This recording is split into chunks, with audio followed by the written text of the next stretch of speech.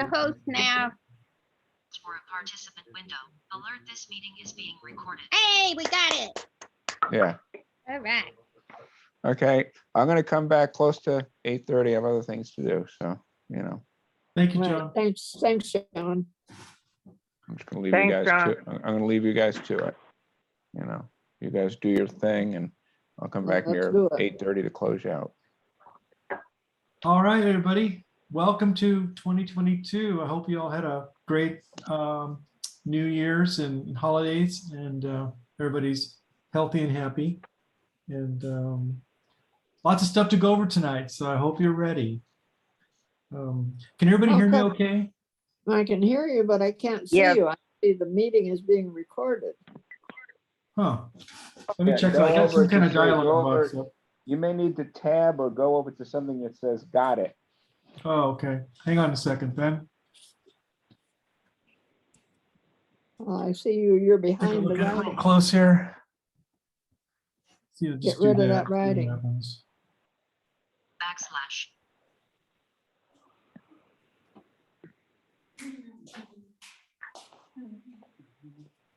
Zoom meeting window. Okay, can you see me now or hear me now? I can see you and Okay, hear. great. I can hear you. All right. So we're in a new year. I guess the first big news for this year is that the iPhone turned 15 years old this month, about a week ago. And of course, you all know about the big revolution it caused and all of the other smartphones that are out there because of it. So, and it turned Apple also this year into the first $3 trillion company. Very big number. Wow. And I was reading about this. I'll give you a quick little information. If Apple just sold iPhones, nothing else, not iPads, computers, services, nothing. If they were just sold only iPhones, they would still be bigger than Microsoft. So that's how big this segment of Wow. their business is. So yeah, I guess old Alexander Graham Bell back in 1876 had no idea this was coming, you know. So, so that's the news about the iPhone and Apple and whatnot. I kind of wanted, before I got started on some of the topics, is you're going to be hearing a lot of new terms or semi-new terms, and I just wanted to define them for you. So when you hear them, they won't sound like something from outer space. So you guys may have already heard the term AR and VR. And those two terms stand for, of course, AR is augmented reality and VR is virtual reality. And the reason I bring it up is because I think it's going to be a big part of the future, even though it may not be much in our lives right now. So really quick. Manny, Yeah. Manny, I can hear John. Oh, Right. I can hear you, John. All right. Well, I need to get this out, so I'll turn it down. okay. So the two topics that I talked about, AR is augmented reality. And in a nutshell, the real $2 version of this is that you really look through glasses and see something, and then the technology can tell you things about it or overlay information onto what you're seeing. Virtual reality is when the computer or the technology creates the whole thing. You see nothing but whatever the computer generates. And that usually involves some kind of goggles or whatnot. Anyway, that's where stuff is going. So when you hear those terms, at least you know what they mean. So I just wanted to get that out of the way. And Maddie, this- Maddie, I'm it's sorry? Maggie. How does that tie in to AI? well, AI, okay, so AR is augmented reality. That's the thing that I just Right. talked about the technology augmenting what you see and hear. AI is another technology that might be used in conjunction, and it can do things like figure things out like maybe a human would intelligently. Well, artificially intelligently, AI. So these technologies are very, they're like very, they're not very good yet. You know, you're not going to see like a holodeck on Star Trek or anything like that. It's going to be very cartoony and very basic if they do anything at all. But that's what they're looking to do.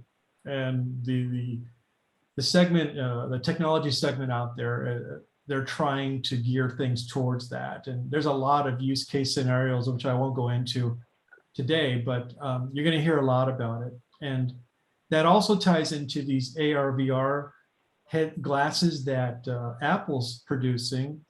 They haven't formally announced it yet, but they're having some issues with them. That's why they haven't announced it. So they may be put off another year because they're trying to make them as small as possible. So it doesn't look like you're wearing a welder's helmet or something. They look like just regular glasses, and they have all the power contained within the glasses. So anyway, that's kind of where that is. So a good question on the AI thing. So now, one thing I wanted to ask everybody, I have a zillion ideas for these classes, but it'd be real helpful if there's something that you really want me to go over or do like more of a deep dive in, because I just go over stuff kind of on the surface and get you interested. I'd be more than willing to take any kind of feedback on that. You can contact me, or if you want to let Barbara know, she'll let me know. And we can incorporate that in classes and serve you better.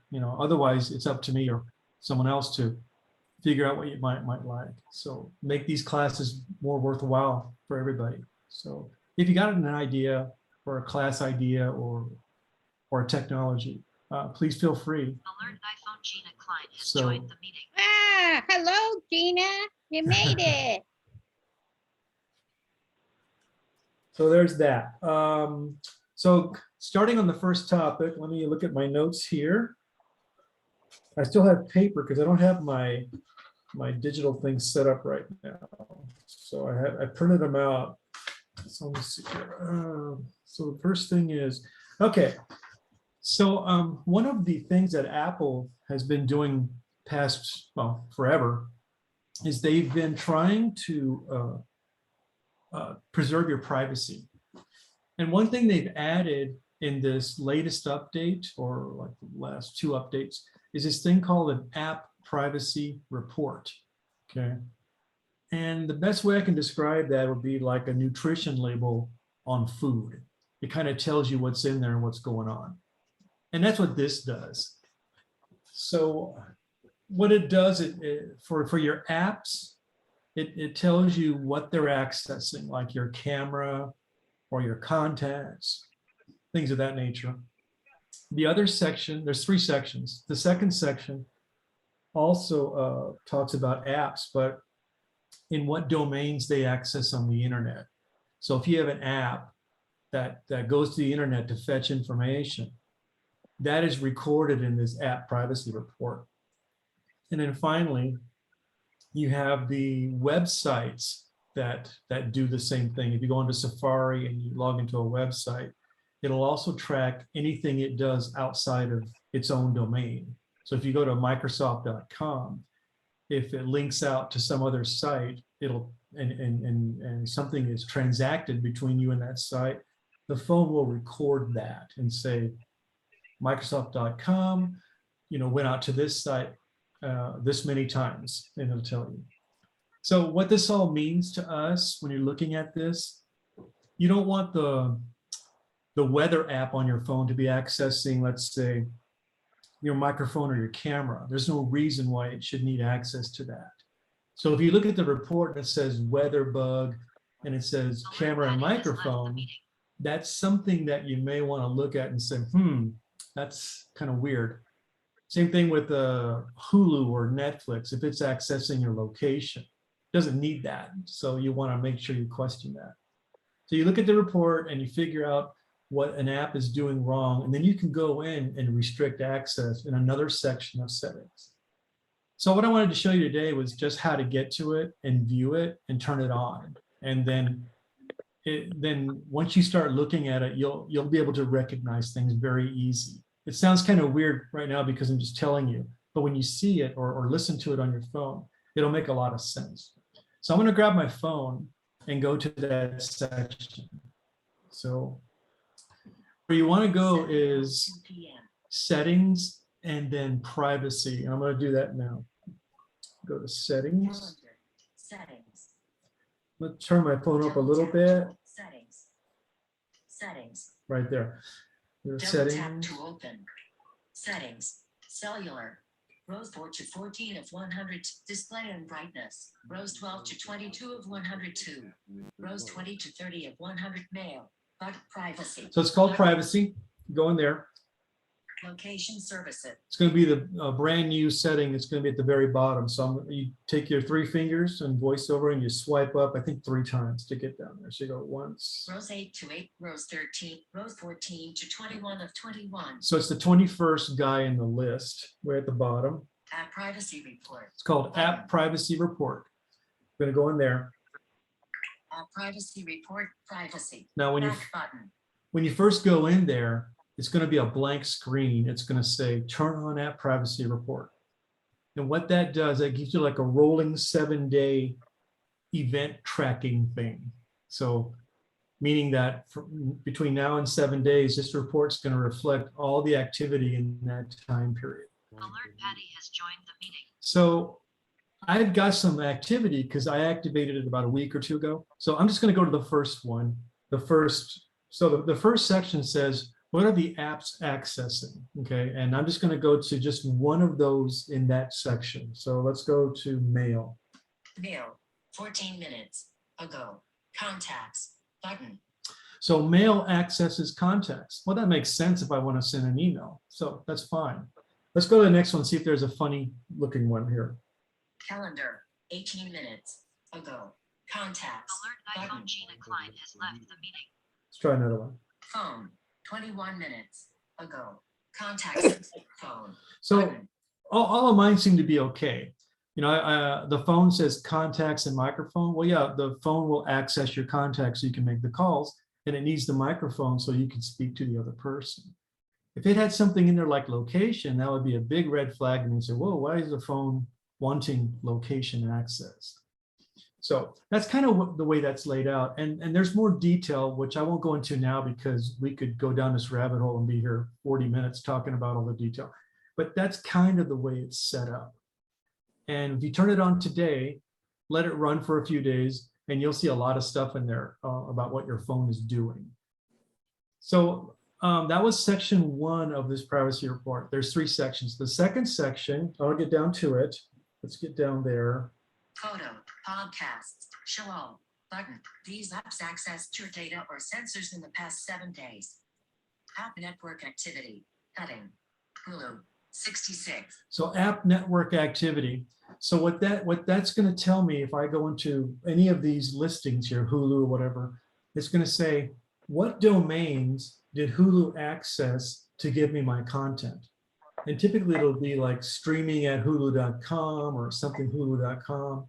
That, and I won't go into the list, but that's what you'll see if you look at those lists. And a domain is something.something, you know, Microsoft.com, Tucson Society of the Blind.org. Those are domains. And this thing will tell you what domains have been contacted. So for example, if you're in Hulu and it contacts, I don't know, a weird name like pornsite.com or whatever it is, then you'd want to look at that and say, why is it doing that? Why is that under Hulu or something? You know, whatever it is. It doesn't make any sense for it to contact that site. These are red flags that you can spot now. And then of course, the last one is down here. Let me go down here. Netflix. Show all. These apps contacted domains in the past 7 days. Website network activity. So those last sections called website network activity. And just like the apps, what I was saying before about how you go to a website and then it contacts another website to bring in information, this will tell you what other sites were contacted and the information that was brought in to your device. Because all the information comes down when you look at a web page, it brings the certain web page down so it can render it locally. So that's the way that works. Again, this app privacy report, it's brand new. It's kind of maybe strange to you, but it's a lot like a nutrition, food label on a can or a box. So any questions on that app privacy report? Any concerns with that?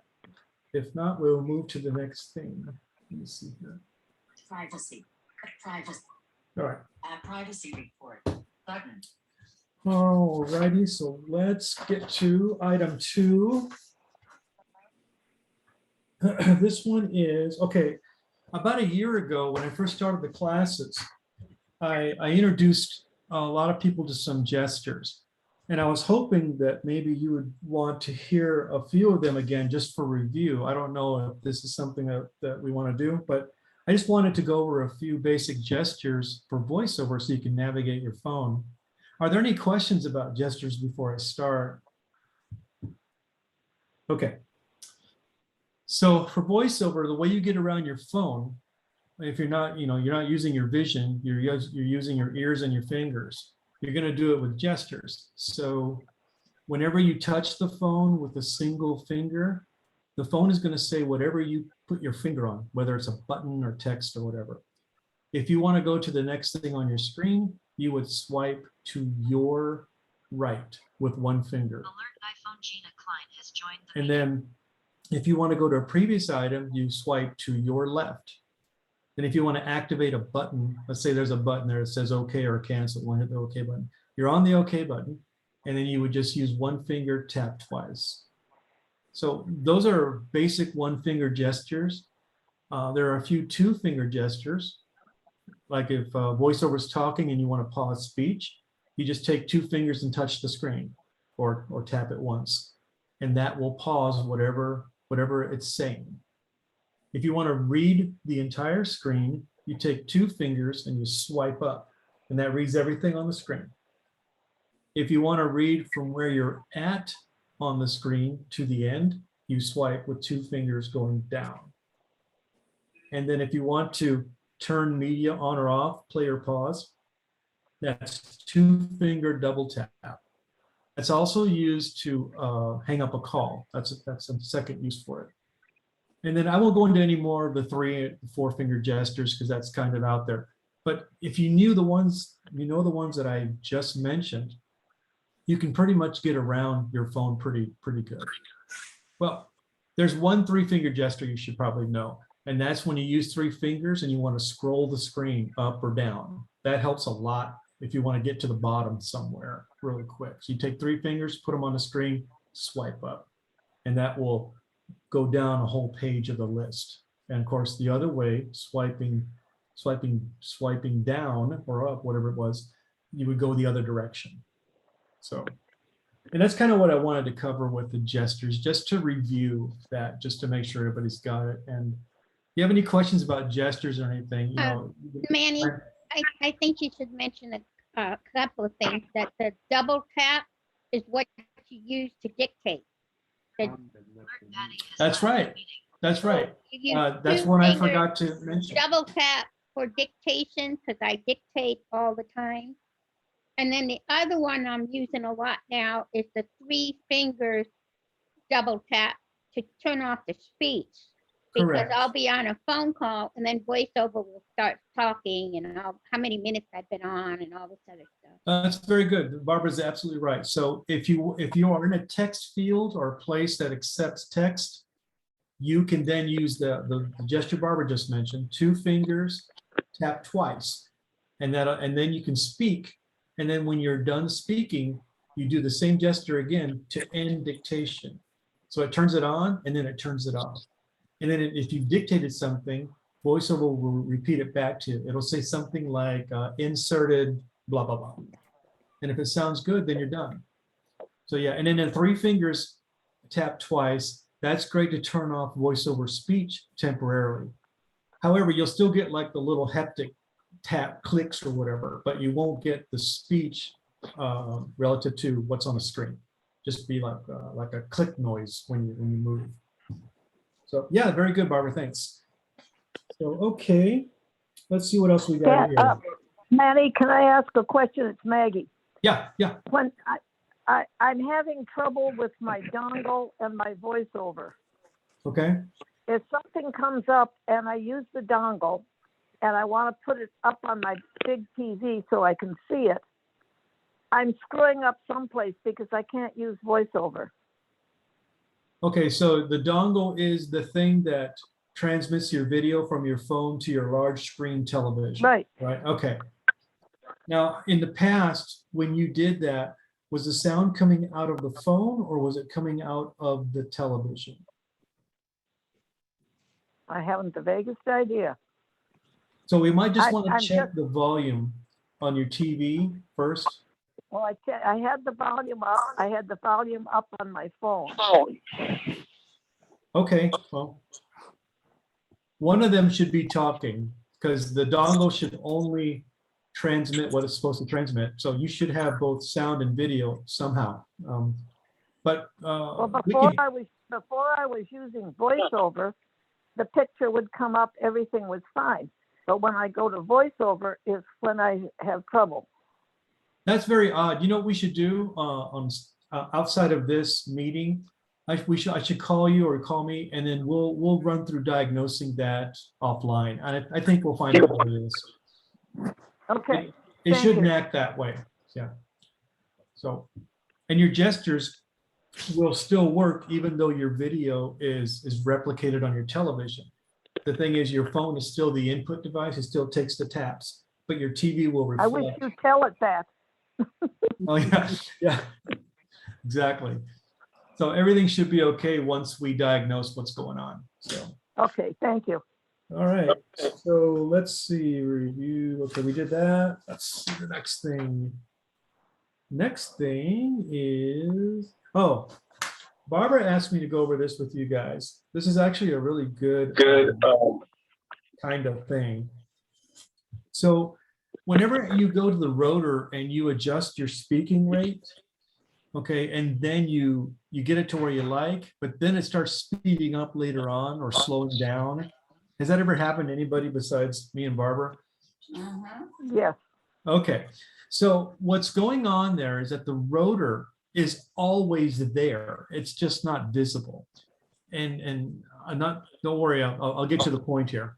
So when you do the rotor and you do this whole twisty motion to get to the speaking rate, and then you adjust it with a swipe up or down.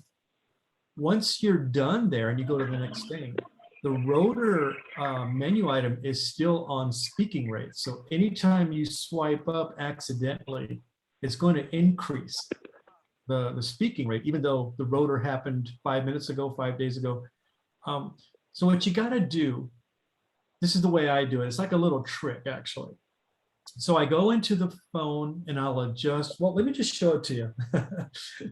Picture's worth 1,000 words, or sound's worth at least 500. Let's see. Let's go here. 7:15 p.m.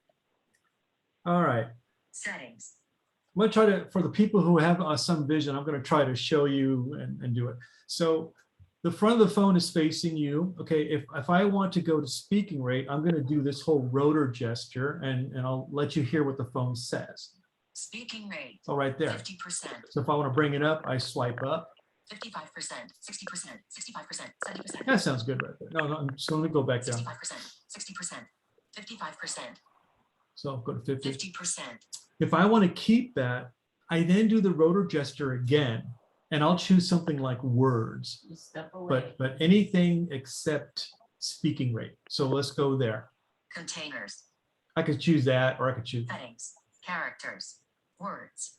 Now if I swipe up or down, it's not going to affect the speaking rate anymore. So you have to like go into the speaking rate, make the adjustments, and then get out of it for it to not accidentally speed up or slow down. So that's kind of what I wanted to go over with that, just to make life a little bit easier. So What happens that you're in words? Does that well, disappear? okay, that's a very good question, by the way. So the context menu, the rotor menu, applies to whatever you're at. Speaking rate's kind of universal, so it's always there. That's why you can always manipulate it if you leave it there. But if you go to words, what it does is it says when you're navigating using the left to right single finger swipes or up and down, actually it's up and down, I'm sorry. If you go to words and you start swiping up or down, it's going to advance word by word in whatever direction you're swiping. If you go to characters, it'll go characters. So if you have the sentence in front of you, see spot run, and you go to the words rotor menu and you start swiping up or down, it's going to go see spot run. If you go the other way, it's going to go run see spot, you know. And then if you do the characters, it's the same thing, but it's going to do it by character. It'll go SEE space SPOT. And if you do it the other way, it'll go back the other way. It's a way to get to a finer granularity of what it's speaking. That's the words and characters thing. And containers is just a bigger container having a lot of words and sentences in it. So you can go navigate by container. It's all designed to make voiceover navigation easier, they say. So But then basically- words will only come up if you're having it speak whatever right. So in your document. yeah, if you're in like a video, let's say like you're watching Netflix, I'm not sure that maybe you can, I don't know, but you can't really navigate words because you're watching a video, I would imagine. I mean, maybe, but it is relative to what you're doing. If you have words on the screen, then you can navigate by words, you know, or characters. Yeah, a text. That's right. Patty's right. Text. So that's kind of what that does. And the only reason that we had to do this little workaround is because the speaking rate will stay active until you change the rotor again to the next thing. Mhm. And Okay. that's why words or characters, if you change it to that after setting speaking rate, then the speaking rate will stay as you put it, and it won't ever move until you go back to the speaking rate rotor item. So yeah, it's one of those tricks you learn after a million years using this phone. So, so all right, any questions about that? All right, so let's see. That here. Did that. Okay, and the next item is call history filtering. So this is one Barbara talked to me about. So when you're in your phone app and you go to that second tab, which is called recents, that contains your call history. But you have to be aware of, there's filtering mechanisms going on that you got to be aware of at the top. So let me go in there so we can hear what they are. 7:20 p.m. So let's do that. Settings. Go to phone. Phone. Phone number. Tech tab bar. So it's called recents. 5. Selected. Recent. So if I do a screen read, that gesture I just talked about before, if I do 2-finger swipe up, let's take a quick listen to the first few items. So I guarantee it's only a few, and you will hear the things that we need to talk about. So I'm going to do that now. So I'm going to do 2-finger swipe up. Selected. All. Button. 1 of 2. Missed. Button. 2 of 2. Edit. Button. Okay. Nancy to hold. Okay. So Nancy was the last person I called. So the thing that we want to pay attention to is the things that were said before that. So let's do a 1-finger swipe to the left to get out of the list and back up to the filtering. Edit. Button. Not that. Missed. Button. So 2 of 2. there are 2 buttons there. One is called all and one is called missed, and it's obvious what they mean. So if you tap on the missed button, it's only going to filter the calls out that you missed. And of course, all is everything, all the calls you made, all the calls you received, including missed calls. If you accidentally hit the missed thing and you expect to see a call that you made, you're not going to see it. So there's a call here for Nancy that I made right before the meeting. If I go to the missed thing, which I should be on, Missed. Button. Select. and I do that, if I go down to the list, Nancy's going to be gone. So if I do that, Edit. Button. Will. Incoming. Missed. so I missed a call from Will. Okay. Now, if I go back up and I do all calls again, Edit. Selected. All. Button. Selected. and then I go back down to the list, Missed. Edit. Nancy to hold. Nancy reappears on top because she's the last caller. But it's really good for filtering out calls you missed. That's why it's there. It just makes it so much easier than trying to parse the list one by one. Does it tell you the time? Does it tell me the time? Is that the question? Let me see. I don't know. Let's see. Nancy to hold. Outgoing. One call. Phone. January 18, 2022 at 6:42 p.m. Yeah. Button. So the Actions list available. the list will tell you just when the call was made or missed. So any It questions also about? tells you spam calls. I'm sorry. I said it also will tell you if it's a spam call. Yes. So depending on your phone provider, if you have AT&T, they mark certain calls because they're known callers, and they'll put spam risk on them or telemarketer. And those are calls you probably don't want to answer because they are identified as such, and they're probably just trying to relieve you of your money somehow. So yeah, good Manny, question. Manny, should you delete those, or do they automatically fall off after a while? Having that's a good question, by the way. Having these spam risk calls in your call history, the only thing that's there is just the fact that it says it's a spam risk and it says it called at a certain time. There's no other data being stored on your phone. It's just a list. Yes, you should probably delete it, because if you accidentally tap on it, you'll call them. So in that respect, yes. But there's no danger to your phone or your data if you leave it there. Just Okay. an accidental call might happen if you tap on it. That'd be the worst thing that would happen. Yeah. Okay. Thank you. Yeah, you got it. Good question. Thank you. Yeah. Okay. Don't you want to block it if you're not on 18? Yeah, I'm going to talk about that. That might be the next thing All right. actually I talk about. Let me see here. If not, we'll make it the next thing. How's that? Let's see. Okay, let's talk about blocking. All right, so let me see if I can find something. Yeah, there's one down there, and his name is Spam, and the last name is Risk. So let's go to see who that is. Let's see. Chica Green. Will. Incoming. Spam risk. Incoming. Missed. One call. Glendale. CA. January 18, 2022 at So I'm with AT&T, so they mark this as spam risk because the phone has no idea if it's a spam risk. The phone companies have got involved and are trying to tag these phone numbers where the chronic spammers out there. So of course, I don't want to double tap on that because I will call this, whoever this is that called me, but I do want to block them. So they provide a really good way of blocking them. And all you do is you get on it like I did. Okay, it's currently the current guy that I'm on, spam risk. And all you do is take your finger and you swipe up until you hear more. So let's try that.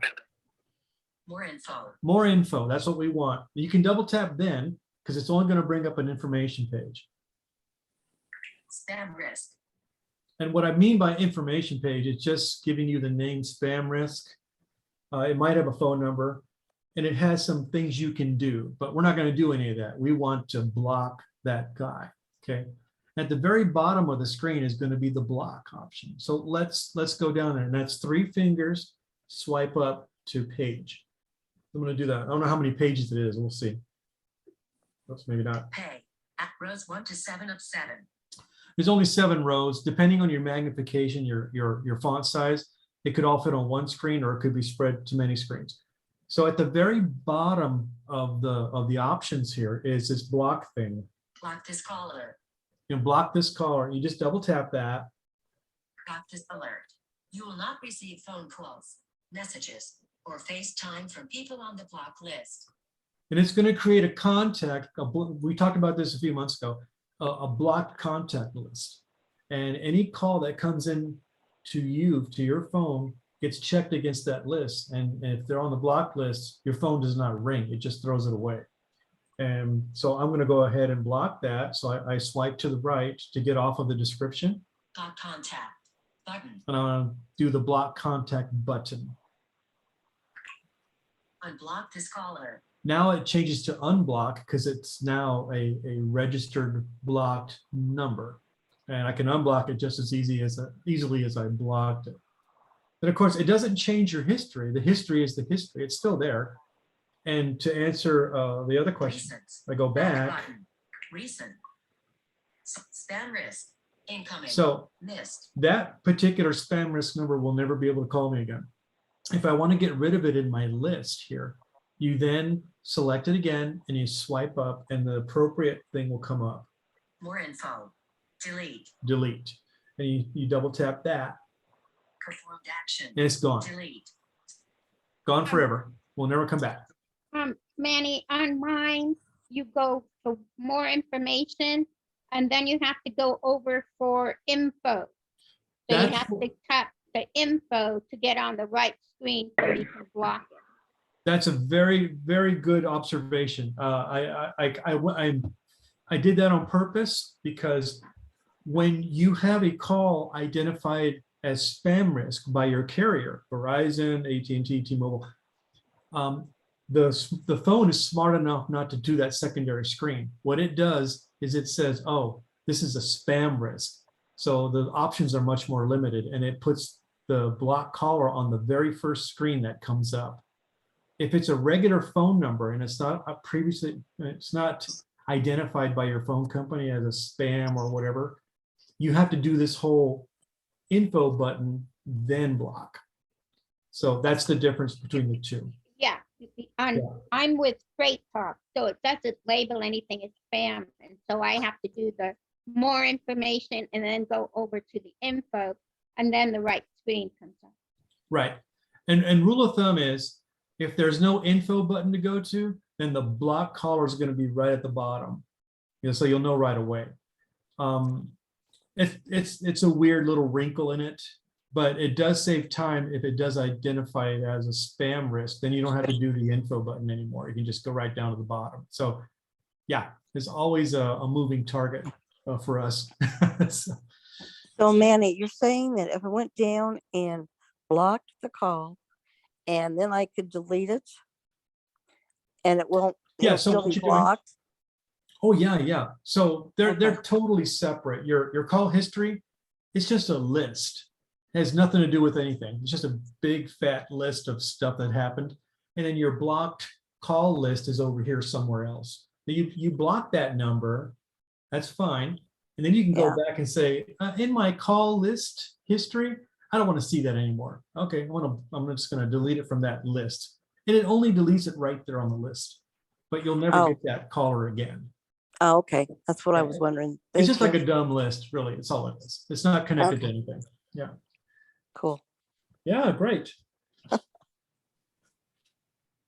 Any more questions on call history, filtering, blocking, and whatnot? Nancy, do you have any questions?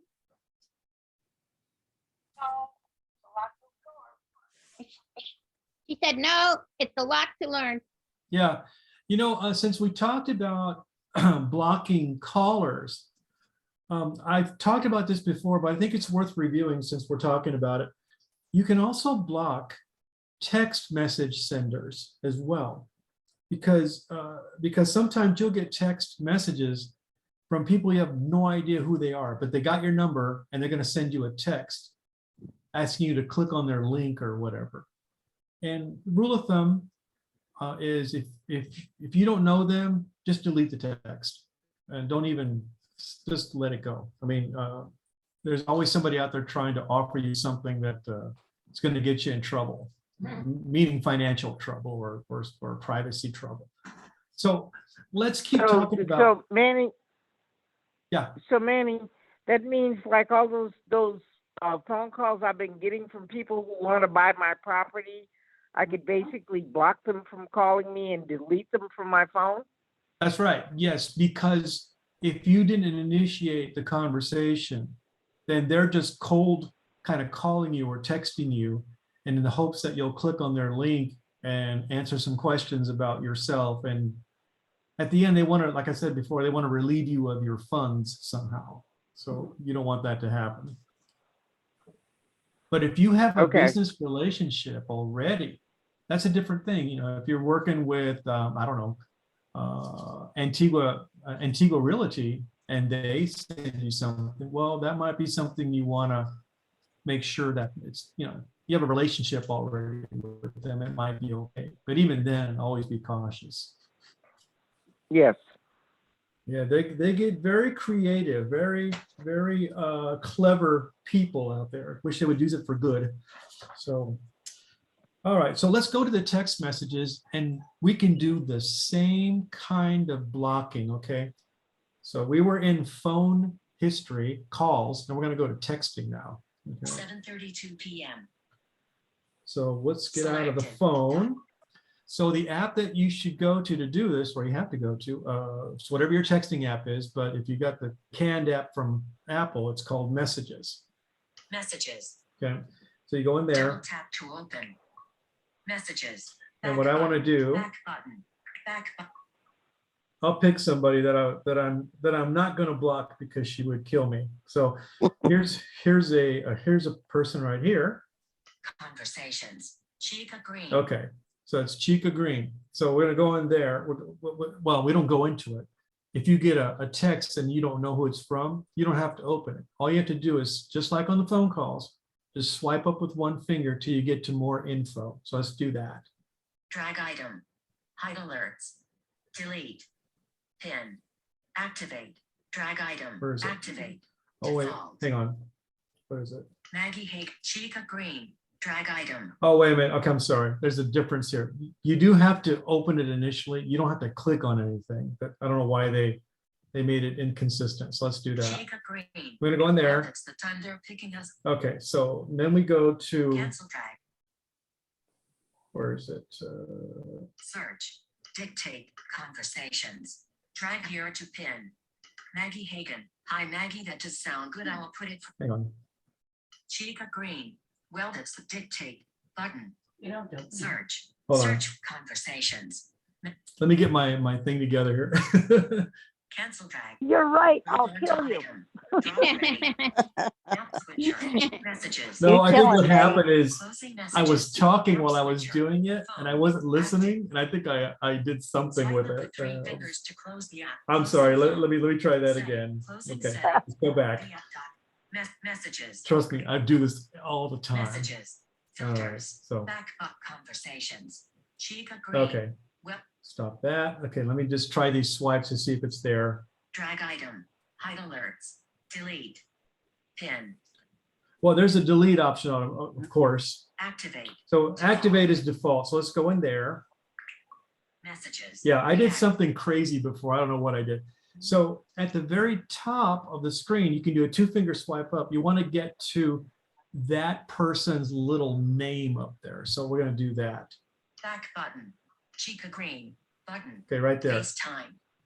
So we're going to go back to Chica Green. Chica Green. So Button. Messages. wait, Chica Green. all right. So once you get to the name, you double tap that. Select double tap to dismiss pop-up window. But conversation details. Info.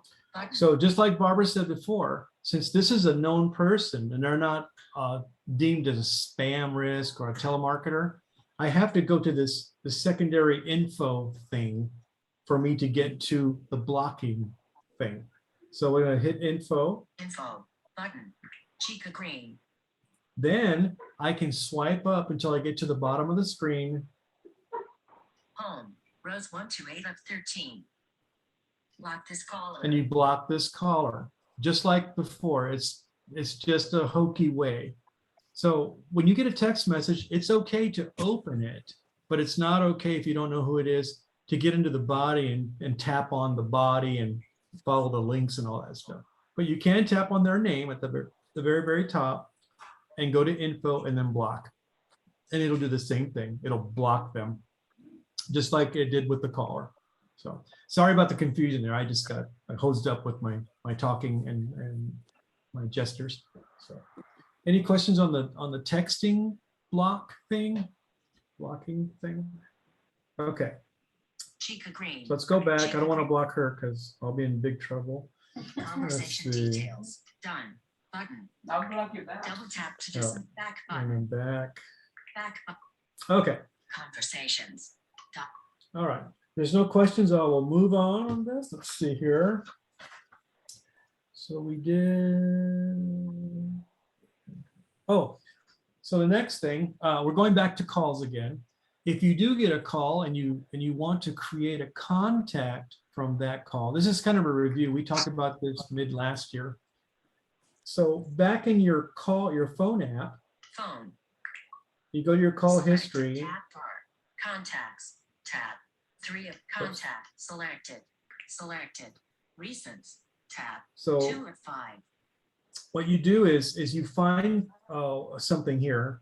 Nancy DeCold. Now, I've already got Nancy as a contact, so we're not going to recreate her again, but let's pretend that this is just saying her number instead of Nancy, whatever the number is, okay?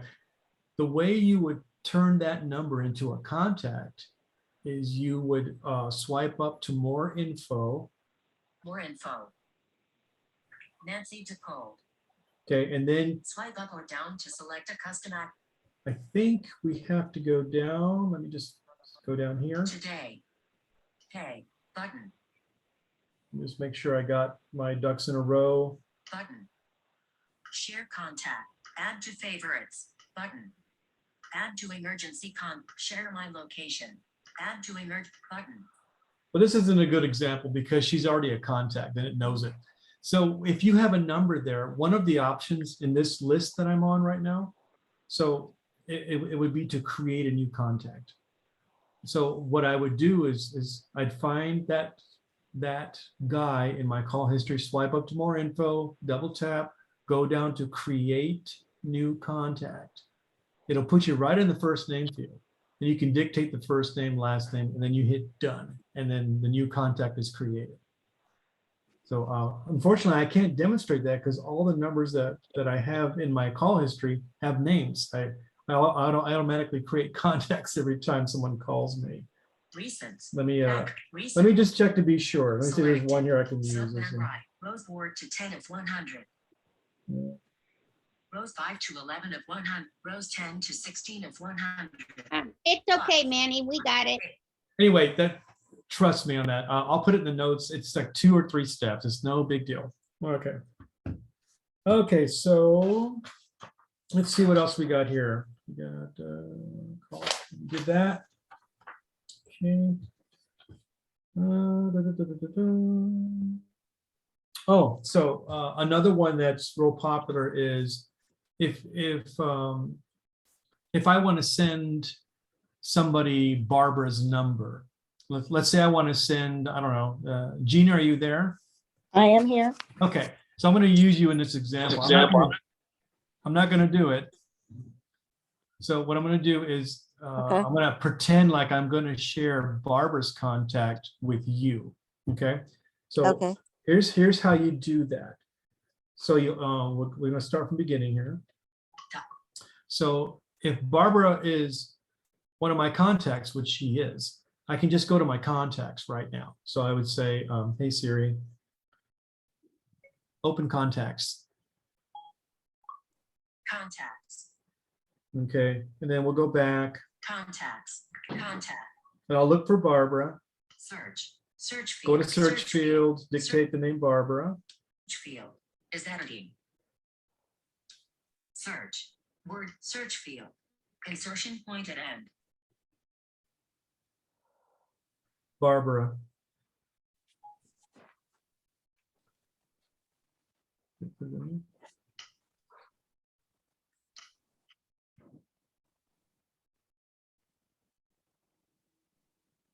Speech off. Speech on. Yeah, I think my phone's acting up. So I'm going to use my vision a little bit here. So I'm going to click on the Barbara McPherson guy. I don't know what happened to my, yeah. So I would click on the Barbara McPherson entry. Barbara Patterson. Or Patterson. Well, let's Actions available. let's just go Barbara Patterson. Doesn't matter. Doesn't matter. So Phone. on this screen, after I click on To it, group. I'm gonna look for share. So I'm gonna do that. Notes. Notes. Send message. Share contact. Share contact. So I click on share contact. Share. It Barbara comes, Patterson, contact card. it comes up with a bunch of share options. So what you want to do is, since I know that Gina Klein is not going to be in the last people that I shared stuff with, I'll just go down to the one that says share by message. So that's going to be in the list here that I've got in front of me. So I'm just going to go there. AirDrop button, messages button. So we're going to do messages, and then I would double tap on messages. Text field is editing. Insertion And then content I would start typing Gina's Swipe name up or down to dictate select it. a custom action. G-I-N. Results. Gina Klein. Then I would +1. choose Gina Klein. 0, 9. Added recipient 2. Text field. And then what it does, it creates a transferable contact from my phone to Gina's. All Gina has to do when she receives my text would be to double tap on this thing that I sent her. It's a little square box. She double taps and you can create a contact, and it'll put in all that information from Barbara right under her contact. So it's a pretty elegant way of doing it. There's another way I'm going to talk about in a few minutes, using AirDrop, which is really cool when you're around other people. So that's kind of how you can transfer information between phones and not have to type anything in. So any questions about sharing a contact? Okay, so close that up. Let's see what we got here. Okay, AirDrop's next. How great is that? Okay, so AirDrop is Apple's technology that allows you, if you're in the vicinity of another person with an iDevice, whether it's an iPad or an iPhone, you can take information from like a contact or anything really, a note, anything, you know, whatever it is, and you can AirDrop it onto that person's device with their permission, of course. So I'm going to try to AirDrop something to Patty, because Patty's here with me. So let me see if I can do that. Okay. Calendar, app switcher, contacts, active, contacts, contacts, cancel, button, Barbara Patterson, contact card, heading. Okay, so let's go back. Got it here. Close, button. All right. Search. So from the same contact as Barbara Patterson person, I'm going to AirDrop this over to Patty. So what I would do is I would go right down to the same place, go to share. Share contact. Share. Barbara And- Patterson, contact. And I'm going to card, choose heading. the AirDrop option. Let me see here. Chica Green, AirDrop. So if someone's around you, it will actually find their devices and put those as options, or you can just go to AirDrop and then select somebody. So since it's already preloaded her as an option, I'm just going to tap on the Chica Green AirDrop, which is the very first option. Is this what it sounds like? Chica Green, AirDrop. AirDrop. Button. So I'm going to double tap on that. Person, AirDrop waiting. She'll get an alert and she'll have to accept it or reject it if she doesn't want it.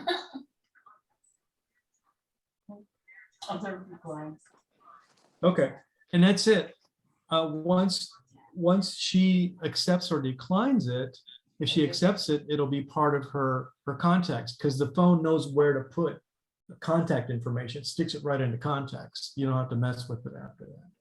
And if, of course, if she declines it, then it doesn't go at all. The transfer doesn't take place at all. So that's So kind of you the way would- AirDrop works. And it's not So an you're- application. Huh? I'm sorry. You're just sending a one-time message, right? With the AirDrop? That's Or you're right. That's sending right. all You're her saying just information? a bit of information. And like I said, it can be a contact, it can be a reminder list, it could be anything, you know. Yeah. Amazon. Amazon. Yeah, anything you can think of that's shareable can be airdropped to somebody else. And How that, close do you have to be? what's How that? close to them do you have to You be? know, I don't know exactly. I hear numbers like 30 to 50 feet, you know, because they have to be in close proximity to do this. Okay. Otherwise, you have to send it through a text message that goes to the internet and back down. This goes from device to device. It's like a direct Okay, transfer. close by. Yeah, and it goes fast too. Like if you have a big file, like a big video you want to transfer, it just takes seconds to transfer the largest video you could think of. Just bam, goes right across. Yeah, or pictures and things. Manny, next time she texts you, will you be sharing this information with the other party also or not? It's not automatic, is it? That it goes, the next one goes to her? It's just Only the the one, one that you shared. Just the one time. Just the one time and the only one. You shared. Yeah, it'll never do a big dump, you know, or anything like that. It just shares whatever you told it to share, and Okay. only one time. Alrighty, good. Yeah. Thank you. It's very safe. And the thing is, you can't just put it on someone's device. They got to accept it, and they know it's coming. It says, Gina Klein wants to share a picture with you, and you have to accept to allow that. So, Manny, no- what is the difference? Or I should say, why is airdrop preferable to a text if it's only for somebody very close? Where if you can send the text, it seems to me it's doing the same. Typically, airdrop is used if you just want to send it real quick, and you don't want to go through putting it in a text. Yeah. And you don't want to have it in a text message or something like the other person. But a text is a very valid way of doing it, you know. But also there's another thing. In the case of larger files, like big videos, let's say you take a video of Falcon for about 10 minutes. That's going to be a huge file. And you're not going to be able to send that very easily through text. That's for smaller files. But you could airdrop that whole file to somebody close to you, no problem. Where does it go to on that phone? Yeah, so if like on Maggie's phone, if she does a video Get in of here. Falcon, Come on. it'll be in the photos area. And when she airdrops it to you and you say, yes, accept that video, it ends up in your photos as well. It knows exactly where to put it.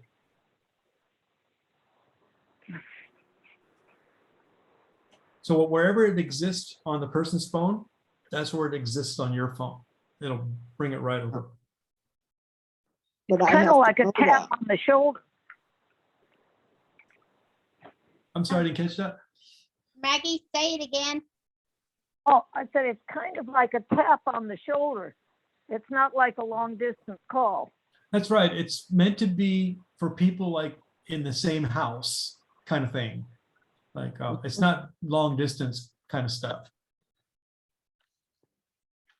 You know, I've used it many times for different reasons, but if somebody is away from me, you know, if I want to send Patty something and she's not around me, I got to use text or email at that point, you know, because that routes it through the internet, where this protocol routes it from device to device, just point to point, peer to peer. So, Thanks. yeah, you got it. AirDrop. And we already talked about sharing contact, so we're done with that one. Let's see what we got here.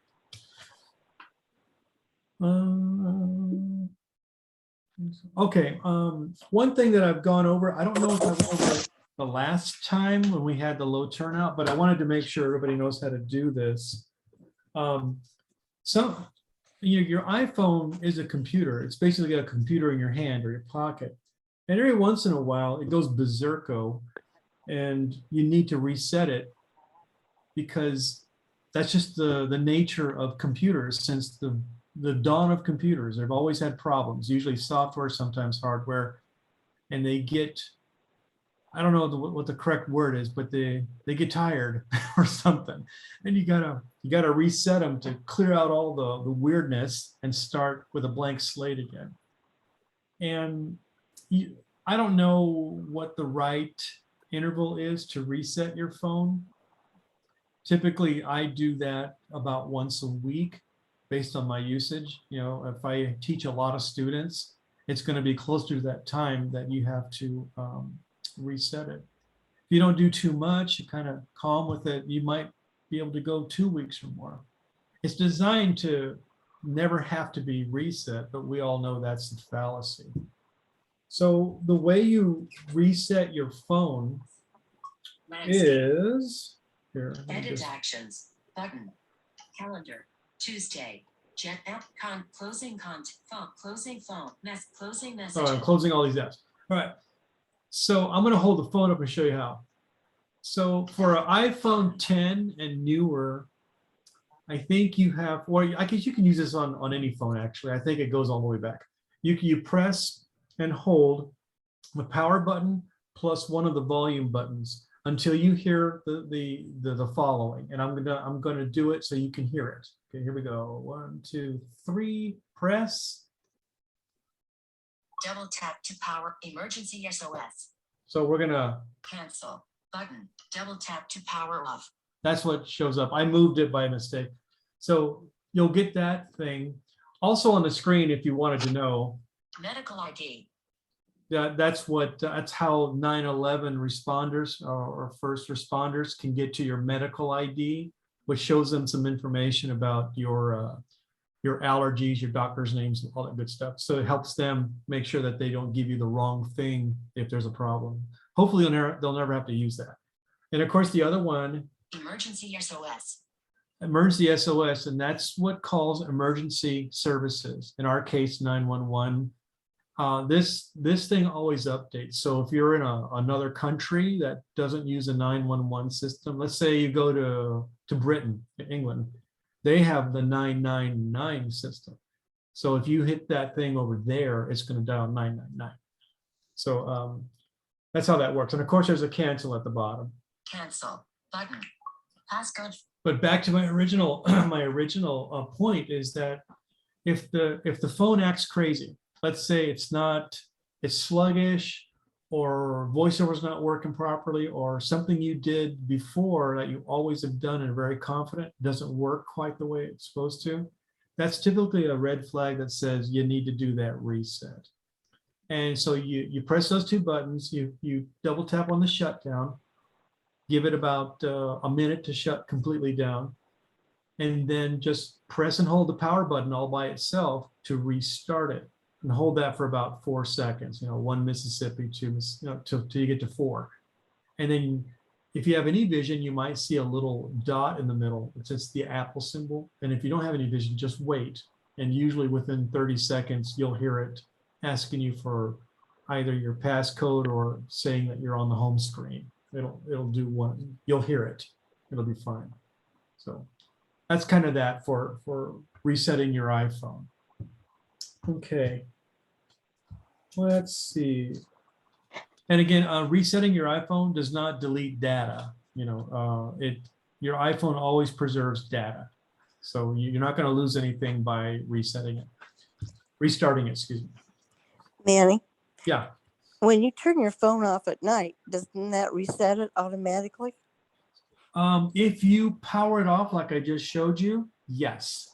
If Okay. it just goes to sleep, it's just in sleep mode. It's still on, and it can still respond to phone calls and text, whatever. When it's off, it can't respond to anything. It's dead to the world. Okay. Yeah. Let's see here. Boom, boom, boom, boom. Oh, this is one that Barbara wanted me to show you guys, and it's kind of a cool little app. A lot of these local television stations like KOLD and KGUN and all this, they have applications where you can get their content, news content. So I installed this KGUN app, and it's pretty good. So I'm going to open it up and show you guys what's going on. It's a free app, and you don't really have to put any personal information in there. It's just kind of just, you can just, like you're listening to the radio, you don't have to give them anything at all to use this app, which is kind of nice in this day and age. 7:57 So p.m. let me go to that app. Passcode field. 0 of 6 values entered. Secure text field. Double tap to speech off. Okay. Go here. Speech on. Page 2 of 3. Page 3 of 3. My clock. Gun 9. So the app is called Double Gun tap to open. 9. You have I to, think the 9 is, huh? excuse me, Manny, you have to spell it. Oh, It doesn't come up G-U-N. to spell K-G-U-N. Yeah, because the K-Gun, K-G-U-N are the call letters for the station. So that's why the app is named that way. All right, so I'm going to open it up. I'm going to double tap on it. Selected. Gun 9. Stories. Button. 1 of 2. So on the first, well, before I go into content, let me show you how it's laid out. So if you can imagine just a screen with content, and at the bottom you have these tabs. There's like 4 or 5 tabs, and the one that we're on is called Tab bar. Selected. Top stories. Top Tab. Stories. 1 of 5. So that's the headlines, and the second one is Weather. Tab. 2 of 5. the weather. Sections. Tab. 3 of. So you can go to a section of, like in the old days, section of a newspaper. You can just go directly to that and see all the stuff in that section. Settings. Tab. 4 These are of. settings for the app. I haven't played with those that much, so I'm not familiar too much with those yet. And then there's search. Search. Tab. 5 of 5. So if you just want to look at the headlines, you would stay on the first tab, which is oops, wait a minute. Top stories. Top Stories, sorry. So I'm going to swipe down there. So you just, or you can do a 2-finger swipe up and hear a few lines of the story. So we're going to do that now. Selected. Stories. Button. 1 of 2. Videos. Button. 2 of 2. Pima County boosts COVID testing. Share. Button. 25 minutes ago. Local community colleges see enrollment drop during pandemic. Share. Okay, so what that does is it kind of delivers the paper to your phone. That's what this is doing. Good. And all you got to do is you can do a search for certain things. You can look at weather, you can look at the sections. It's really a great app. And then the only other caveat here or feature that we haven't gone over is that for this Top Stories tab and what tab was it? I think it was the sections tab. Let me just, well, anyway, they have 2 filters. So you can filter this. Selected. Stories. Stories 1 or of 2. Videos. videos. Button. 2 of 2. So I guess the videos tab, obviously, would just show you have a bunch of videos that you can watch. And if I tab on that, let's see. Hold on a minute, Manny. Nancy, what did you say? Okay, go. I didn't hear it. All right, go on. Go on. Okay, sorry. Okay, Videos. But selected. Videos.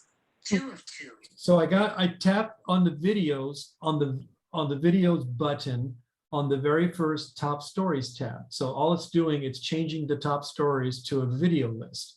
So if I go to the first one, let's see what it says. Pima County boosts COVID testing. So maybe the stories are mirrored by videos. I don't know. I haven't really played with it. If I tap on the video, of course, it's going to play. No big deal there. So you would just swipe to the right, but with 1 finger to go between videos, I guess. Let me see. 1 hour ago.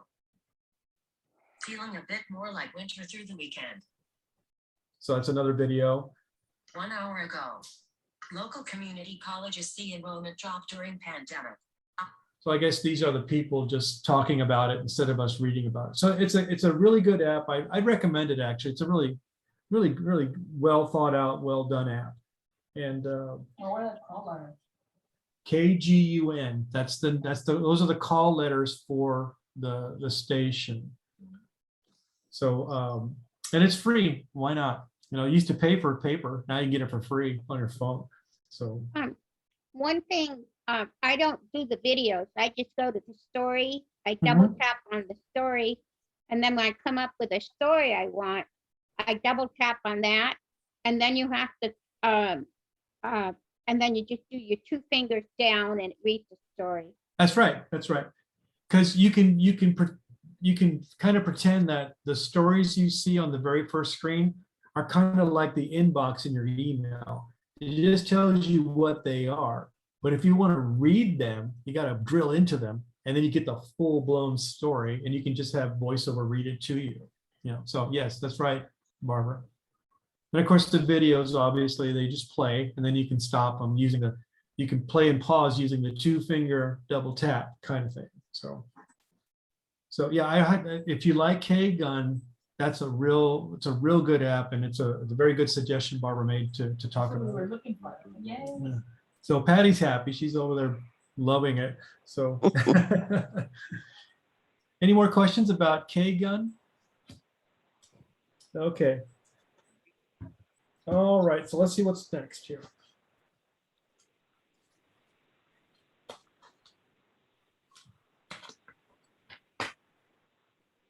Okay. Oh, another one that Barbara wanted me to talk to you guys about is the Amazon Prime Video search. So let's go into that next. So let me make sure.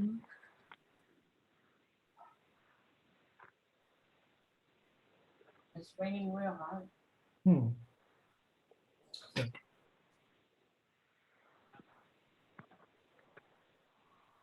Well, let me just make sure I got that right. Okay, sorry. I got lost for a second. I'm back. All right, so I'm gonna close this K-Gun thing up. Apps, gun, closing KGUN9, my cloud. So one of the benefits of Tuesday, January.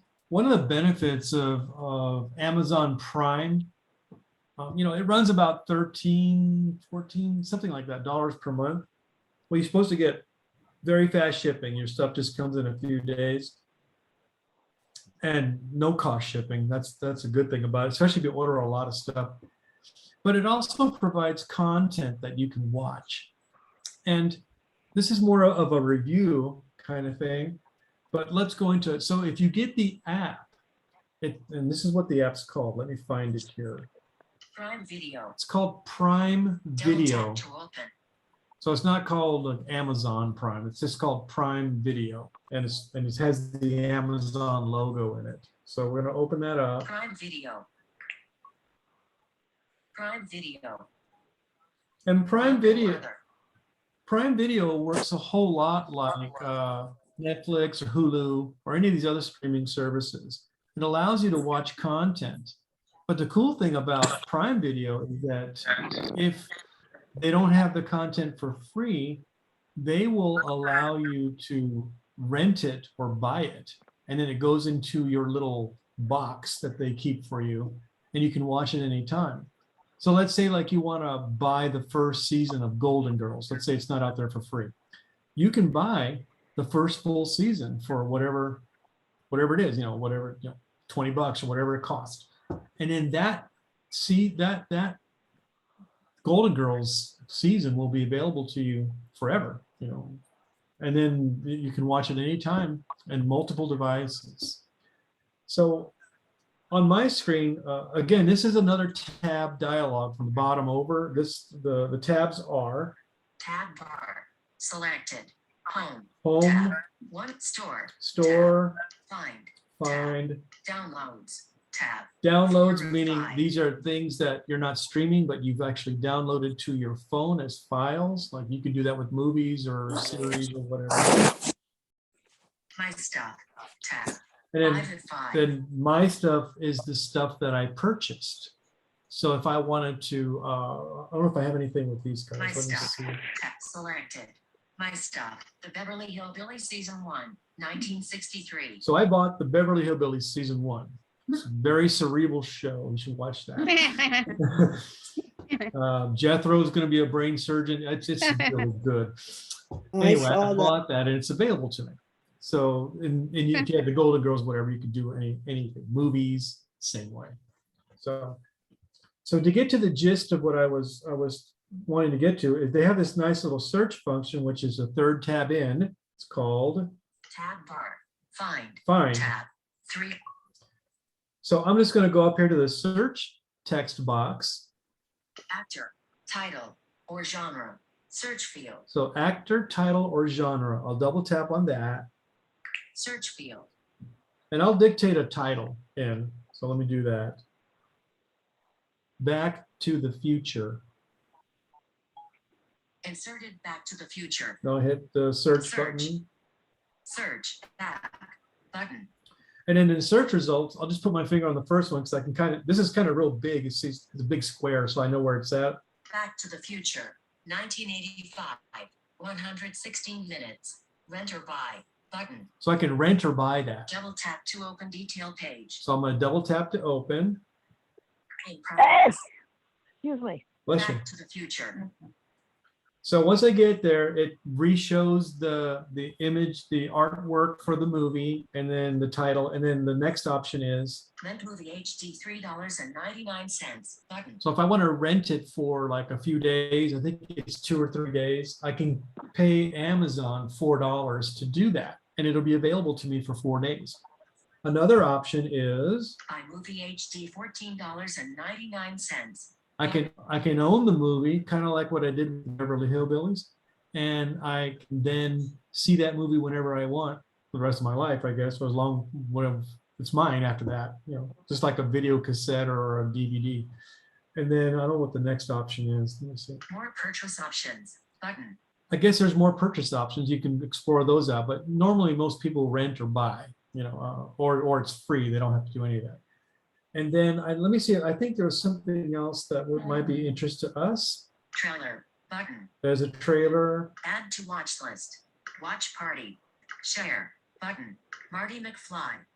Star rating. 4.8. Languages. Audio. Oh, there it is. So So if you get down that far and you're interested, you can see if it's audio described. So let's see if it says it right on the screen. Let's see.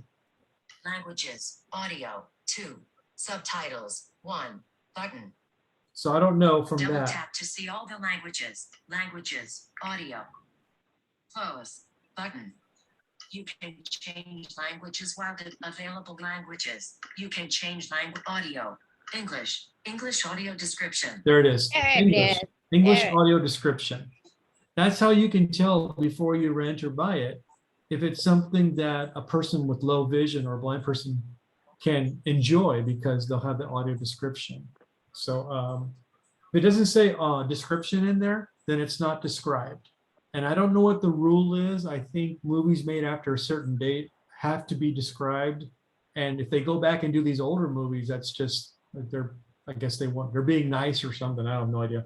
But anyway, that's kind of a nice thing to have for us. So, you know, I would exit out of this dialogue about languages, Close. Button. and then I would choose or not choose an option for me, rent or buy. So that's kind of what I wanted to show you. If you have Amazon Prime, it's worth downloading Prime Video and having access to all the free content. But you can also actually rent stuff like you do in the old days. You go down to Blockbuster and get the video and just rent it. You're just doing it here. So kind of works real nice. So, any questions about that?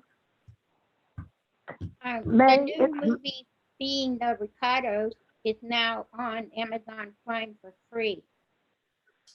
Oh, okay. There's no rental or anything else. All right. And Mary? it was in the Mary? movie theater, so it's kind of nice that you can listen to it right on your phone. Yeah, yeah. What was that, Maggie? I thought you were saying something. Oh, it's just something that I sort of fell into. It's along this line.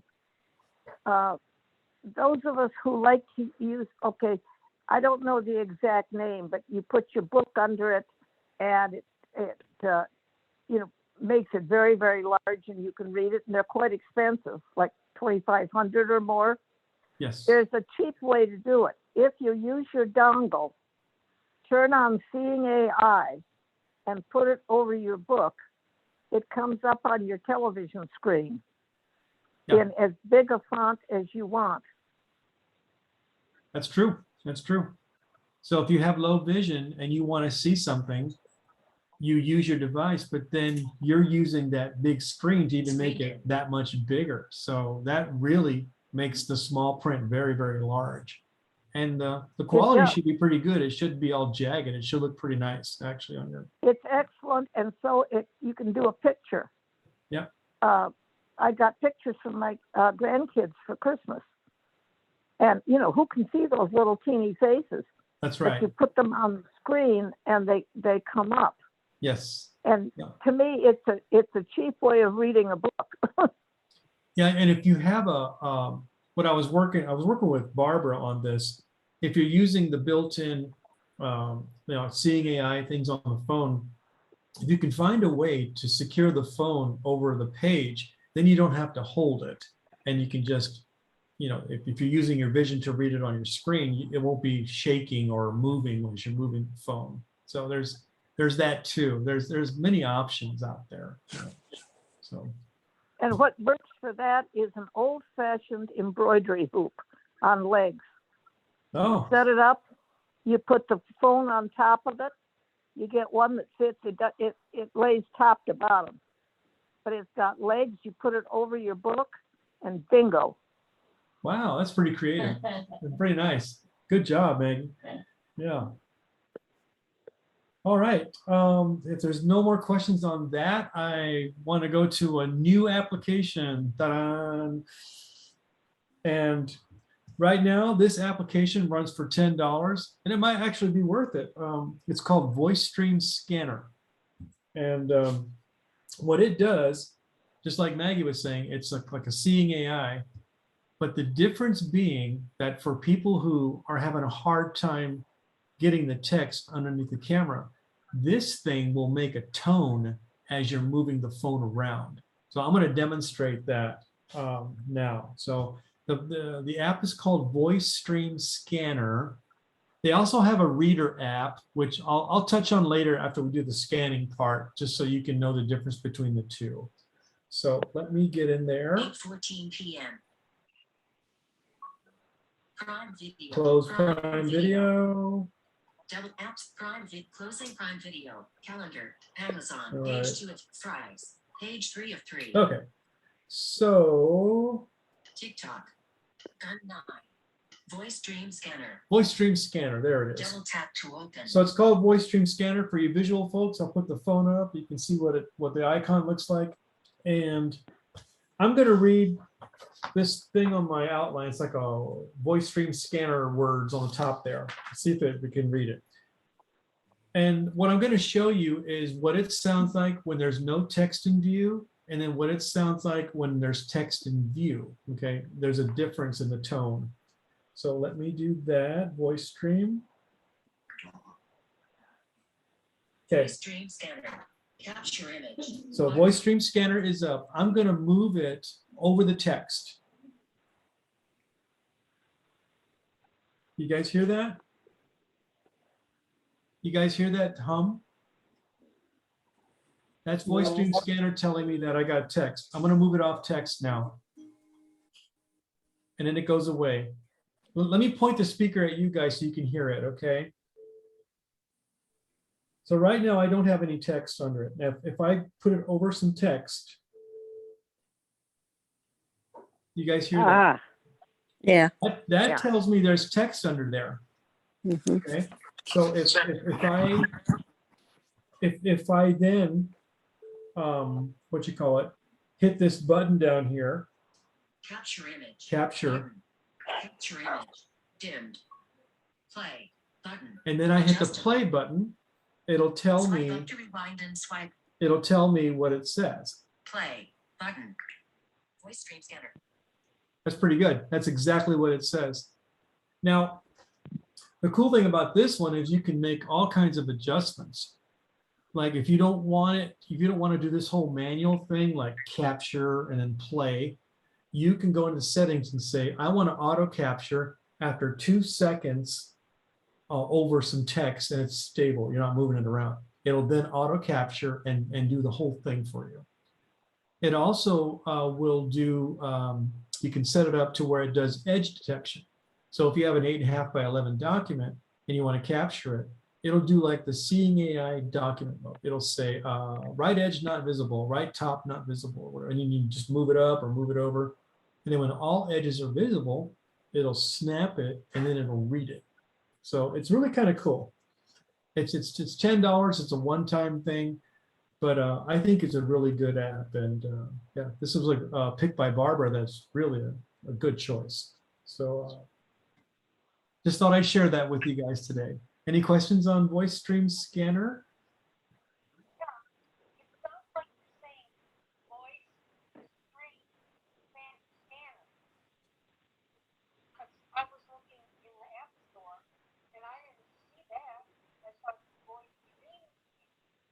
That's what it is, Nancy. It's dream, like you're dreaming.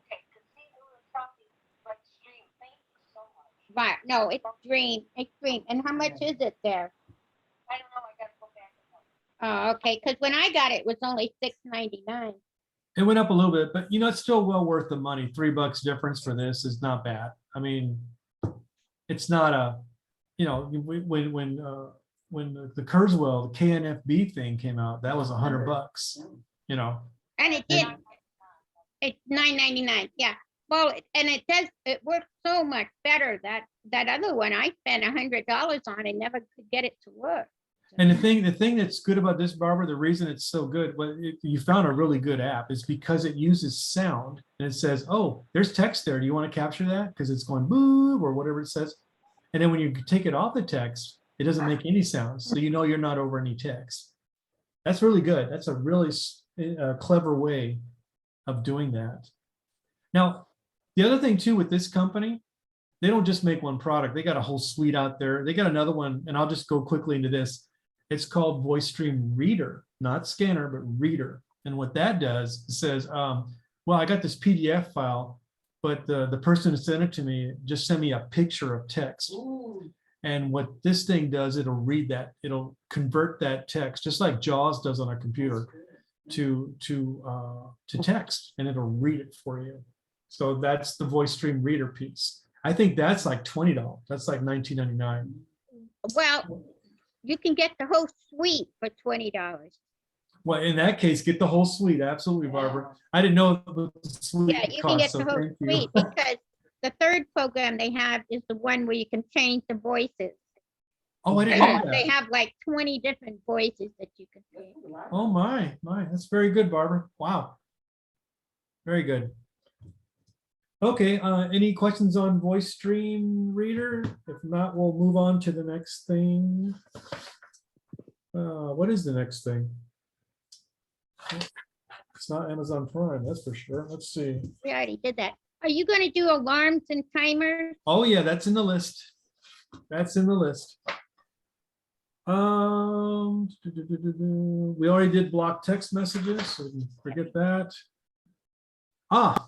Here's one that's close to Barbara's heart. So you ever be on a phone call with somebody? Let's say you're talking to Barbara and then Gina calls in and you want to, at a minimum, tell her to hang on, or you want to merge her in the call or whatever it is. I can show you guys how to do that. You can have like a three-way call. So Barbara and I were going over this the other day with Hunter's help, and he was real helpful for us. And we were able to do the three-way calling. We can put the first caller that you're talking to on hold and accept the new call. And then we could merge that person in, or we could swap them out. We could say, you know what, I'm talking to the first person. I want to swap over to the second person that called in. And you just hit the swap button and it does that. So I'll explain it to you because I can't really demo it really well here. This is more for like a closed knit group, not on video, using all the resources of the internet. So what happens is, let's say I call Barbara, okay, and Barbara answers, and then Hunter calls Barbara. Barbara has an option when that second call comes through, when it starts ringing, she'll get an option that says, hold and accept. And what that will do is that will put me on hold and it'll accept Hunter's call. Okay. You have another option there if you want. You could hang them up and just accept the call. That's another one. Or you could just reject the call completely. There's another little thing that you can do. There's a thing called message. And if you tap on that, you got some canned messages and some you can create. And you can send a text message to that caller and say, can I call you later, in a text message? So you can let them know, yeah, I got your call, but I'm busy right now and I'll call you back later. So that's really what happens. So going back to our example again. So I call Barbara, we're talking, Hunter calls in, she presses the option that at the bottom right next to the end call button, there's one called hold and accept. So she puts me on hold. I'm there waiting, and I can't hear a thing. And then her and Hunter will begin their conversation. And if she wants to bring me into that conversation, there's a merge button right there. And if she chooses that, all three of us will be talking to each other. If she chooses the swap option, then Hunter will go on hold and I will be talking to her again. And then she can swap back and forth. That's what the swap button is all about. So it's a really great kind of feature these iPhones have. You know, you have like 2 lines ready to go, you know, you can use. So any questions on that, on the merging call, 3-way calling? Or I was surprised how clear it was. yes, very clear. So I would encourage, if you get 3 people, you guys call each other and try it out. I mean, it really works well. And then once you learn how to do it close to each other, so you can figure out any problems, you can then do it when you're away from each other. You can have like a 3-person call. The other way of doing it too, since you have an iDevice, an iPad or an iPhone, even better way might be doing it in FaceTime. And you could list a bunch of callers in FaceTime and then do a group call, and then everybody gets on the line.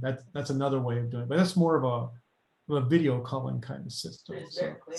Yeah, and it's actually normally clearer than the phone calls because it uses the internet directly, and it doesn't.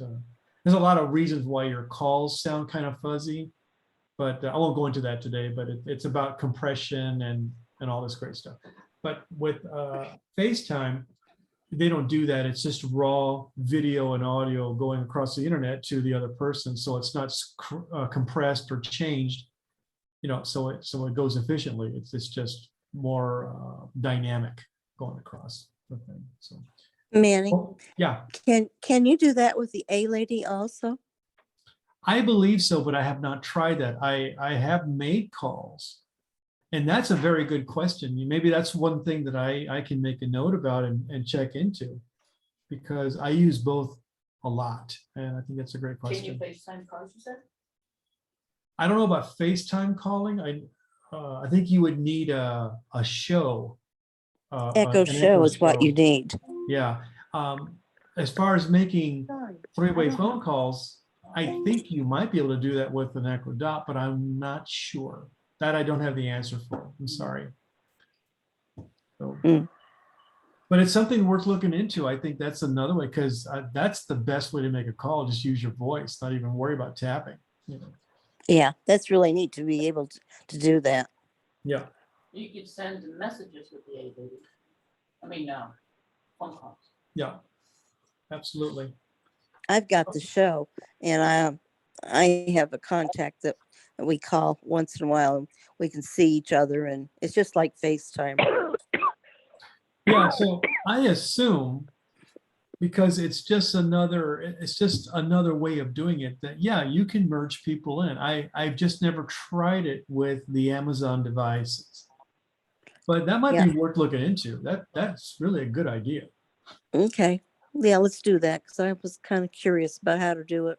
Yeah, well, thank you for that. I'll try to, I'll make a note to myself here sooner or later to make that Okay. something I'll research. Yeah, All right, thank you. you're welcome. Okay, let's see what else we have. We have, oh, voicemail transcriptions. That's another one that is really handy.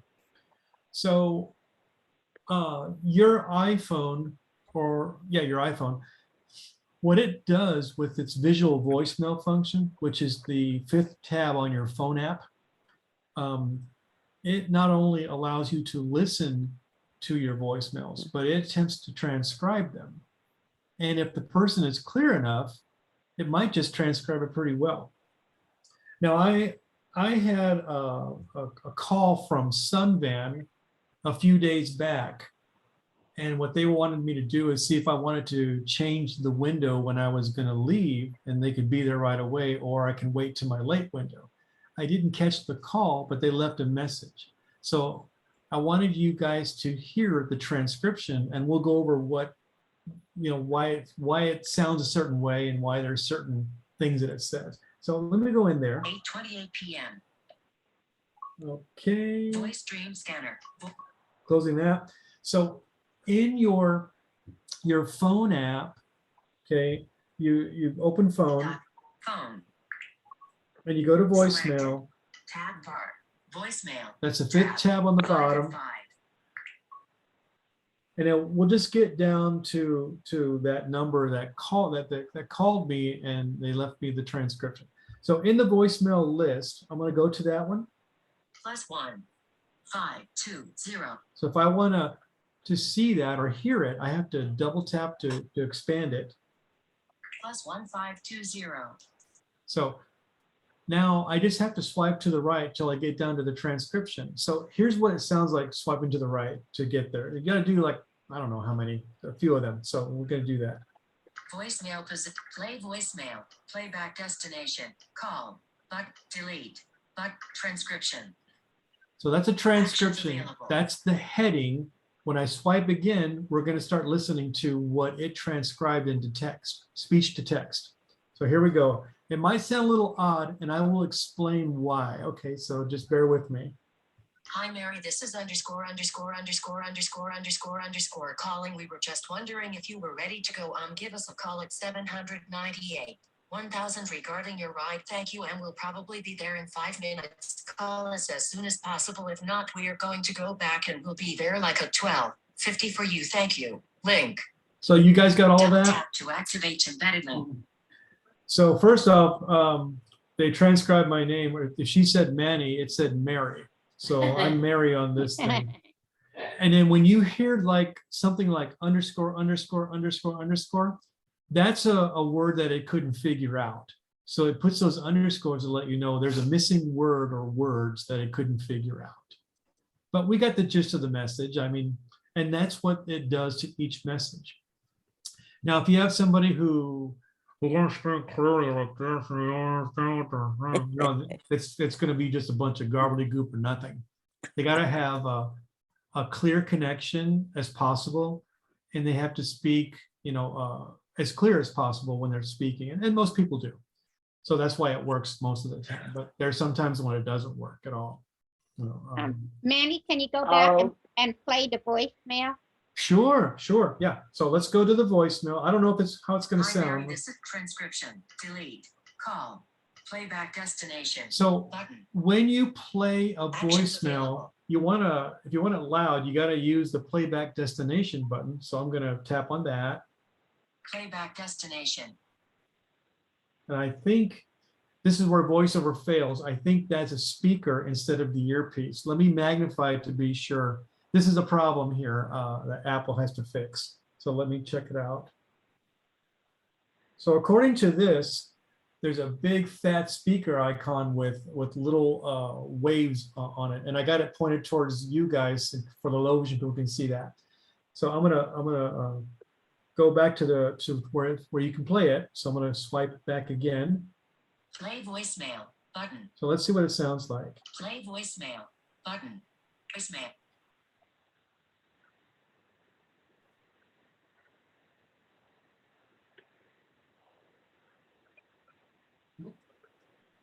Yeah, it's not loud. No, it's not. Can you get that volume up while it's I'm playing trying.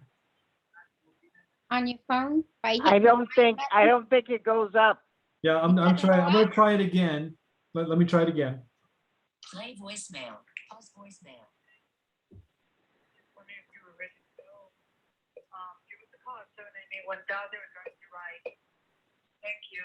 Okay, let me try it again. We'll probably be there in 5 minutes. Call us as soon as possible.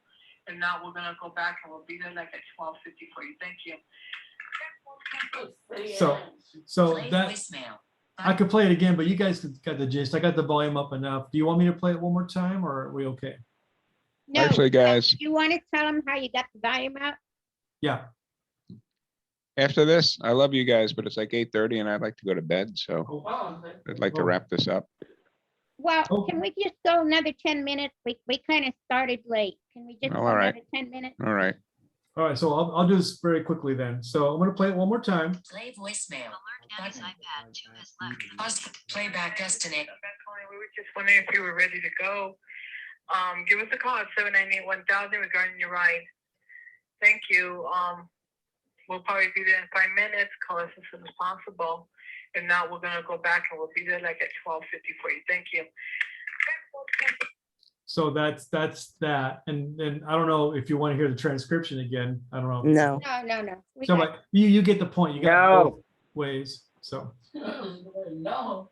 let's go over, since we're fixing to be Wrap. finished here. Let me just find I think the timers and alarms is what Barbara really wanted to go over. Is that correct, Barbara? That's correct. You want to do that and then call it? How do you feel? Well, let's do timers and alarms. We got 10 Okay. minutes. Okay, let me find it real quick here. I want to be sure I got, okay, here it is. So timers and alarms. So if you ever are in the kitchen cooking, or you have to wait X number of minutes or seconds and you don't want to guess it, you can tell Siri to create a timer, to just time something. You can do the same thing with the A lady. So I'm going to do one for 10 seconds just to show it to you. So, hey Siri, timer 10 seconds. 8:34 p.m. All right, so it doesn't make a sound until it's done. So hopefully, there it is. I don't know if you guys can hear that. So- Yeah, I can hear it. No, I heard it. So there's a stop button. You can also hit the home button or the power button to turn that off. Okay, there's kind of a few ways to do that. Now, alarms work much the same way. The only difference is with alarms, they're actually stored into your phone. So if you create like a 7:32 in the morning alarm, it'll be on your phone and you can go to it later and you can turn it on or off, or you can create a recurring alarm on Mondays and Wednesdays and Saturdays, but not the days in between. So, and alarms work much the same way. They'll just ring at the time that you want, on the days that you want. And if it's recurring, it'll just keep rolling over week after week after week. So that's basically how those two work. And you can set an alarm with Siri, or, you know, like if you want to set an alarm, you would do the same thing. You would say, hey Siri. Try again. Oops. Hey Siri. Alarm 7 a.m. I turned on your 7 a.m. alarm.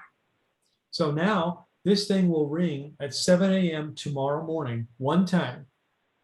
And if you want another 7 a.m. alarm 8:36 p.m. for, I don't know, Thursday, well, you'll have to do that after 7 a.m. on Wednesday for the following day. But if you wanted to set 7 a.m. alarms for Monday, Wednesday, and Friday, you go in there and you toggle your 7 a.m. alarm on, and then there's another function that allows you to open it up and say, on this day, and that day, and reoccurring every week until you stop it. That way you always get, always are awakened at the correct time. So is that Are you flicking over or are you telling this by Siri? Well, you set it by Siri, but if you want to do reoccurring, I've never tried to do a reoccurring through Siri. You have to go into the clock app, and then there's an alarm section, and in there's where you set it. It's pretty obvious how it's set up, and you just tap on the ones you want, and it'll tell you Monday, and then you go to Tuesday, you skip that, go to the next one. Wednesday, yeah, I want that one, and it'll check the ones that you want, and then the recurring. Manny, Mhm. Manny, Yes. I should tell you, I set an alarm with Siri for 6 a.m. every day and 6 p.m. every day and 10 a.m. every day because Yep. I have to do eye drops at those times. Right. Yeah, yeah. So Like, she again, does do recurring alarms. yeah, and not only just reoccurring, but like you said, you can set as many alarms as you want. You could set 100 alarms for the day, and they'll all ring at the specified times. That's what's cool about the alarm app. You're not limited to just one setting. So yeah, the very, very good point. Okay, So- and then the other thing was the emergency button. Oh yeah, how, let's talk about whatever that it and was. then we'll wrap it up. So yes, And you said, did you find if there's a countdown app or something? there is no countdown control, but there is a countdown. And so what happens with emergency SOS, and this is located, well, let me just open it up and tell you exactly where it's at. It's settings and then emergency SOS. And then there's some stuff in there. There's like 3 or 4 settings we should talk about so you know exactly how it works. Okay, so let me just do that. 8:38 p.m. Let's do that. Phone. Greeting. Dot. We'll go Phone. here. Dep- So we'll go to settings, Settings. Settings. and then we'll go down to emergency SOS. Personal hotspot. Notif. Sound. Focus. Screen. General. Control. Display. Home screen. Access. Wallpaper. Syrian's. Face ID. Emergency SOS. So right after Face ID and before Exposure notification. exposure notification, Emergency SOS. towards the top, there's a thing called emergency SOS. You go into there. Settings. Settings. Okay. Back button. So quickly, the settings for, let's let the phone talk to you so you can hear it yourself. That's probably the best way to do this. So I'm gonna give you the description by the phone. Press and hold the side button at either volume button to make an emergency call. In certain regions, you may need to specify an emergency service to dial. Auto call requires a SIM card. All right, so what it says there is that for it to automatically call emergency services, you gotta have your carrier SIM card in there. It can't just be an iPad or something that doesn't have a phone SIM card. And Unless you have the watch, Manny, the watch will automatically do it. that's right, because the watch is tied to the phone in your case. They do have watches that talk directly to your carriers too, but yes. So the way that you can trigger an emergency call are the following. So here's the first one. Call with hold. On. Call with hold. Basically, that means if you hold the power button and a volume button together, after it gives you the shutdown option, it will start counting down from about 5 seconds, 3 to 5 seconds. I forget the amount. You can't adjust the amount of time, by the way. It's built into the system, but it will do a countdown. If you let go before the countdown, it won't make the call. If you keep them held down, it will make the call. And these are done in case you can't have a loud 911 call around you. Maybe you're in a hopefully never in a dangerous situation where you can't be, loud about what you're doing. So let me give you the explanation that it says. So kind of what I just said again. Let me just see here. If you press and hold the side and volume buttons, the emergency SOS slider appears. If you continue to hold them, a countdown begins and an alert sounds. When the countdown ends, iPhone calls emergency services. And it also lets your emergency contacts know that you called emergency services. That's why you should always have at least one emergency contact. So I think the next way that you can call emergency services just by pressing buttons is down here. Let me just find it. If you press and hold the side and volume but call with 5 presses, Off. Now I have this feature turned Double off, tap to talk. but if you press one of the volume buttons 5 times in a row real fast, it'll trigger the auto call. And You turned it off. yeah, and then it'll then call emergency services. So here's the explanation for that. Rapidly pressing the side button 5 times starts a countdown and sounds an alert. When the countdown ends, iPhone calls emergency services. So unlike the hold thing with the 2 buttons, once you do the 5 in a row and the countdown begins, it will call unless you somehow stop it with the stop button or whatever. It throws up some button that says cancel or whatever. And then let's go to the next piece here. Emergency contacts. So like I said before, you have emergency contacts in here, Chica Green. Edit emergency contacts in. and that's going to be done in the health app. That's where you do your emergency contacts. It's just referencing the health information here. You can add and edit about emergency countdown sound on. So there's Double tap to one toggle final setting. setting, I believe, is the countdown sound. I have that on. Play warning sound while emergency SOS is counting down to call emergency services. So in case you hit it by accident, it's giving you a warning sound. If you turn that off, it'll be totally quiet and then it'll call 911. So Play that's warning it. sound while. And the countdown timer is usually between 3 and 5 seconds. So just so you know. And that's my story and I'm sticking to it. Thank you, Manny. Thank you, welcome. Manny. You guys are always enjoyable. I Manny. love doing this. So All right. Good night, everybody. Good night, John. Thank you. thank you, John. Good night. Okay. Good night, everyone. Night. Good night, everybody. Alert 1522. Good night. Good night, Nancy.